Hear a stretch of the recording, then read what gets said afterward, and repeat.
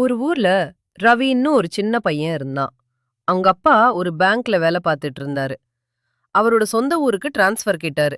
Transfer கிடைச்சிருச்சுச்சு. அந்த ஊர்ல ரவியோட பாட்டி தனியா ஒரு பாழடைஞ்ச வீட்ல இருந்தாங்க. ரவி அந்த ஊருக்கு வந்துட்டான். அங்க ரவிக்கு முத்துன்னு ஒரு ஃப்ரெண்ட் இருக்கான்.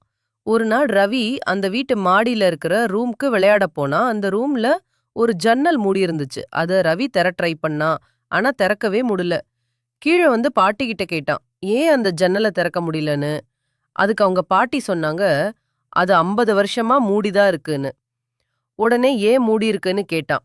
அவங்க, அது பயங்கரமான கத. நீ சின்ன பையன் கேட்டா பயந்துருவ. போய் தூங்குன்னு சொன்னாங்க. ரவிக்கு என்ன ஆச்சுன்னு தெரிஞ்சுக்க ஒரே ஆர்வம். அவனுக்கு தூக்கமே வரல. அத நினைச்சிட்டே ஒரு வழியா தூங்கிட்டான்.